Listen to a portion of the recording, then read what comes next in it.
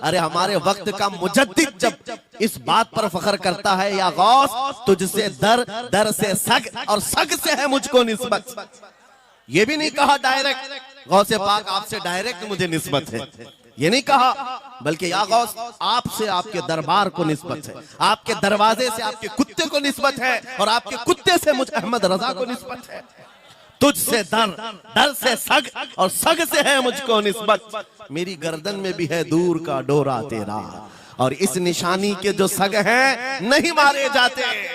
क्या बेहतरीन फार्मूला दिया है डरने वालों के लिए ही आला हजरत ने कहा। जो खौफ खाया करते हैं, खौफ न रख रजा जरा, तू तो है अब्दे मुस्तफा। आला हजरत फरमाते इस निशानी के जो सग हैं नहीं मारे जाते। सग फारसी लफ्ज है और कुत्ते को कहते हैं। कौन सी निशानी वाले सग नहीं मारे जाते? जिस कुत्ते के गले में पट्टा होता है उसको नहीं पकड़ा जाता। म्युनिसिपैलिटी की गाड़ी भी आती कुत्तों वाली, वो इंजेक्शन मार के जाते हैं या कुत्तों को पकड़ के ले जाते हैं। बहुत कुत्ते अगर आवारा हो गए, कंप्लेंट करो, कुत्तों को उठा ले जाएंगे। लेकिन उन उठा ले जाने वाले कुत्तों में अगर एक भी बेल्ट वाला आया तो छोड़ देंगे। क्यों? ये पट्टा बताता है इसका कोई मालिक है, ये आवारा नहीं है, किसी का पाला हुआ है। पट्टा बताता है इसका कोई मालिक है। और आला हजरत फरमाते हैं हमारे गले में कादरी पट्टा पड़ा हुआ है, और इस निशानी के जो सग हैं नहीं मारे जाते। हश्र तक मेरे गले में रहे कादरी पट्टा तेरा। गौसे पाक का ये निस्बत का पट्टा पड़ा हुआ है। ये अल्हम्दुलिल्लाह हमें बहुत सारी चीजों से महफूज रखता है। हमें जाहिर सी बात है आज इसी बात पर फख्र भी है। लोग मौलाना साहब कह रहे हैं हक बात कहना इस जमाने में नहीं, हर जमाने में दुश्वार रहा है, हर जमाने में दुश्वार रहा है। लेकिन ऐ नौजवानों, अगर तुम्हें अपनी निस्बत पर यकीन है कि मेरा पीर गौसे आजम जैसा है, मेरी निस्बत मुस्तफा करीम सल्लल्लाहु अलैहि वसल्लम से है, तो फिर खौफ किस बात का, डर किस बात का? इसीलिए हम डंके की चोट पर बोलते हैं, क्यों दबे जिस पे हिमायत का हो पंजा तेरा, शेर को खतरे में लाता नहीं कुत्ता तेरा। अज़ीज़ान गिरामी वक़ार, आज सुल्तानुल औलिया गौसुल आज़म की बारगाह में हम खिराज अकीदत पेश करने आए हैं। जो बातें मैं अर्ज कर रहा हूं वो गौर से सुने। करामात ये औलिया इकराम की जिंदगी का हिस्सा है, अल्लाह की तरफ से उन्हें दिया गया। करामत क्या है? ऐसा मुहय्यरुल अक़ूल काम, अकल को हैरत में डाल देने वाला काम जो आम इंसान नहीं कर सकता, आम इंसान की अकल में ना आए। अल्लाह के वली से सादिर होने वाला ऐसा कोई काम, उसको करामत कहते हैं। लेकिन करामत औलिया इकराम की विलायत को साबित करने के लिए जरूरी नहीं। औलिया इकराम की विलायत को साबित करने के लिए करामत नहीं दिखाई जाती, शरीयत पर इस्तिकामत ये विलायत की अलामत है। अगर वो मजबूती के साथ हर जमाने में अपने दीन पर जमा हुआ है, वो अल्लाह का वली है, वो अल्लाह का वली है। आज भी हमारी कौम औलिया को ढूंढने पर लगी हुई है। सुनो, अल्लाह का वली ढूंढना चाहते हो तो ढूंढने के लिए निकलते हैं और पीछे पड़ जाते हैं, देखते हैं ये ठोकर मार करके सोने का सिक्का निकाल सकता है कि नहीं निकाल सकता है। औलिया को इन्हीं बातों पर आज भी लोग परखते हैं, सोचते हैं कि अभी बाबा आसमान पर उड़ेंगे तो मैं समझ लूंगा अल्लाह के वली हैं, पानी पे चल के दिखाएंगे तो मैं समझ लूंगा अल्लाह के वली हैं। मैं यहीं बैठा हूं, अचानक मेरे पास पैसों का थैला खोल के दे दें, अल्लाह के वली होंगे। यानी तुम एक जगह बैठे रहो, हलवा खिलाने वाले बाबा जिसको तुम समझोगे अल्लाह का वली है। मेरे अजीजों, ये जो चीजें तुम समझ बैठे हो अल्लाह के वली के लिए, ये जरूरी नहीं, बल्कि ये देखो कि वो नबी पाक की शरीयत पर कितना कायम है, मेरे नबी के रास्ते पर कितनी मजबूती से जमा हुआ है। मैं आपको पूछता हूं, सैयदुश्शुहदा इमाम अली मकाम इमाम हुसैन आजम से बढ़कर अल्लाह का वली कौन? अल्लाह का वली कौन है? सारे औलिया इकराम की निस्बत वहां जाकर खत्म होती है। उस हुसैन आजम को देखें करबला के मैदान में, अपने बच्चों की कुर्बानी के सामने भी जमे रहे, डटे रहे, करामत का इजहार नहीं किया, शरीयत पर इस्तिकामत लोगों को दिखाया। दुनिया में जैसी भी आफतें आ जाएं, मुसीबतें आ जाएं, अगर दीने मुस्तफा पर जमा हुआ है, इस्तिकामत के साथ खड़ा हुआ है, वो उसकी सबसे बड़ी विलायत है, वो सबसे बड़ा वली है। अल्लाह का वली वो है जो शरीयत पर जमा हुआ है, डटा हुआ है, कायम है। और करामात औलिया इकराम की जिंदगी का एक छोटा हिस्सा है, छोटा हिस्सा है।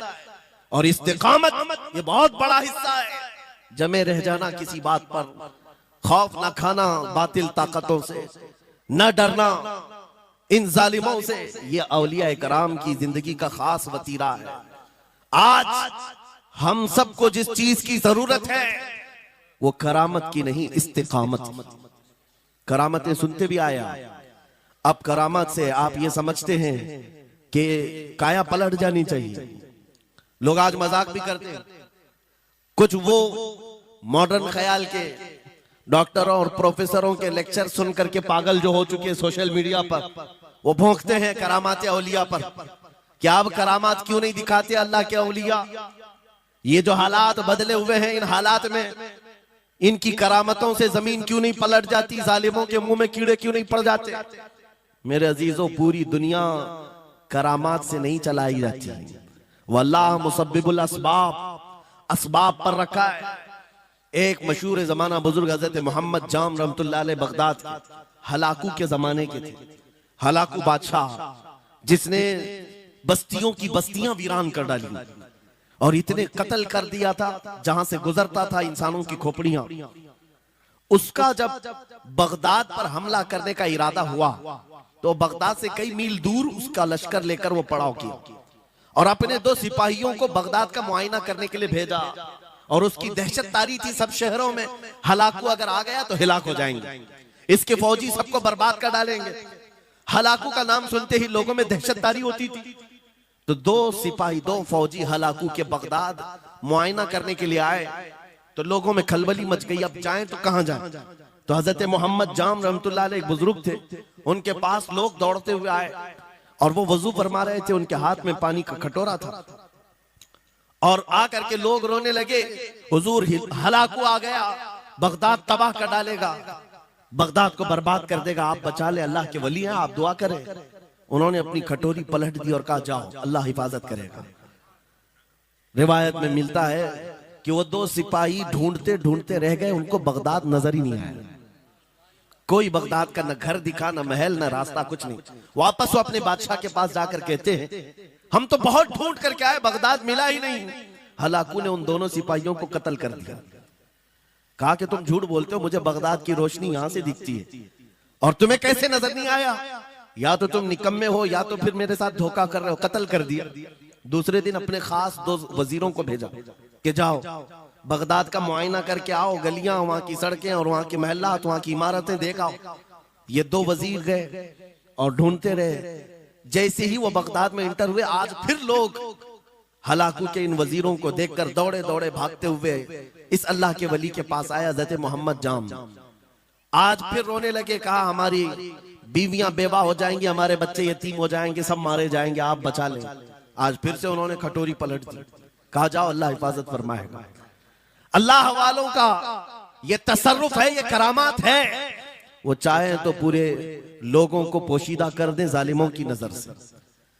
दूसरे दिन वो वजीर भी ढूंढते रह गए, उनको भी बगदाद नजर नहीं आया।